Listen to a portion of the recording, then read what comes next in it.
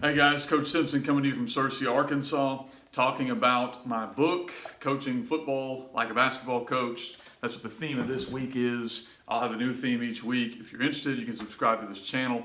Hopefully have more information that maybe will apply to you. Trying to keep a lot of the concepts we're talking about this week not generic, but something that can apply to any offense. And so not specific to mine, although there will be things that I'll put out about mine. If you're interested, you can subscribe to this channel. If you're interested in my book, you can get it on fbcoachsimpson.com or Amazon. There's a lot of other materials on that as well. If you've got other questions, feel free to reach out to me either in the comments here or you can email me, fbcoachsimpson@gmail.com.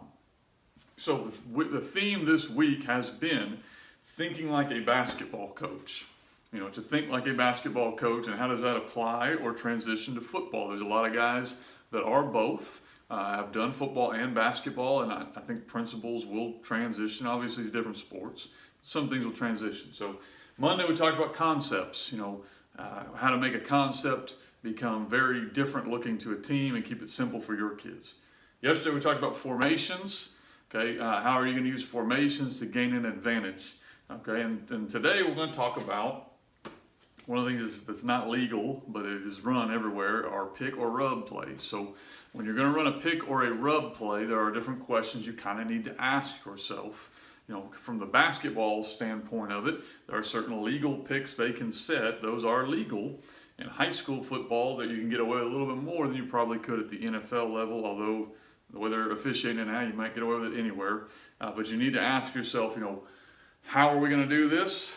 Where are we going to do this? When are we going to do this? And then ultimately, why? Why do I want to have something like this in my offense? So I'm going to deal with the why first, and then I'll kind of deal with these ones. So the why, in my opinion, at some point, you're going to run up against an opponent where your guy can't beat their guy. Okay, and that might be one of your guys can't beat one of their guys, or you may get in a situation where none of your guys can beat one of their guys, or very few of your guys can. But at some point, you're going to get into a situation as a coach where the other team can lock you down. They gain numbers against the run, and now you have to throw it, and you don't really just want to take a shot of this guy versus that guy. Okay, so that's the situation of why do I want to have concepts in my offense that'll create space for my players, even if they're maybe not physically better than the opponent. Okay, so then you got to ask these questions. Well, when would we use it? Usually you're going to use a rub/pick play when you're looking at a team that plays man, especially a man zero type team, because these are plays that will hit relatively quick. Okay, they'll get the ball to your player on an easy ball, hopefully. It's an easy read for your quarterback, and it's going to create space for a guy that maybe couldn't create it for himself. Okay, where do you want to run it? Well, really, anytime a team's playing man zero, you want to run it. But usually that involves whenever that red zone period hits, okay, or they're going to blitz and the ball's got to come out, pretty quickly. And then how are you going to do this? And that's what you have to answer. So a couple different ideas behind it that you're starting to see really at all levels of football. One is going into bunch sets, getting into bunch type sets, where you get into something like this, where you bring the defense in and now they either have to try to stay with the man or switch things off. And that can be very difficult for a defense, especially if you kind of stagger your routes where you run together. So your release, your stem points are going to be together. The other way you can do this is to motion into it, which is a way I prefer.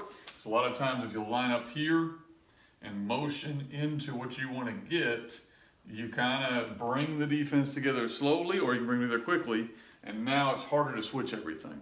Okay. The other way that a lot of people are doing this, so you can motion to it, right? You can bunch set your guys. One way that you're seeing a lot of the New England kind of made it very famous was not only are you going to rub things, but you're also going to make sure your quarterback is sure they're in man, not zone. And so you'll take a guy who's usually not a receiver and split him out here and see what happens. Okay, are they going to put like a linebacker out here on your running back? Well, then you kind of know, okay, they're in man and they definitely know who's got who.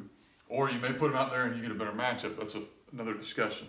Okay, and one other thing you can do, so you can take and you can cross guys over to give problems. What I mean by that is I can bring a guy either from the backfield and cross players, because now they got to deal it out. I like to do that in kind of a quick motion. Or you can bring a guy from across the field. So maybe this receiver comes all the way across the field, and now they got to communicate it all the way across. And that's another issue you run into with a lot of, it's one of my favorite ones to do. At any level you see it work, then you can work to going back the other direction. And if you start pairing this with jet sweep type stuff, it gets really, really tough for a defense. Then of course you can run wheels and the kind of stutters and all that kind of stuff with it. But that's the how. You know, are you going to bunch your guys together? Are you going to quick motion here? Are you going to motion from the backfield? Are you going to motion across? All of that stuff is great stuff if you're wanting to run pick plays. You know, to me, that's something that basketball coaches do really, really well. You know, if you got a great shooter, maybe he can't get off a defender, you're going to stagger screens to get him open.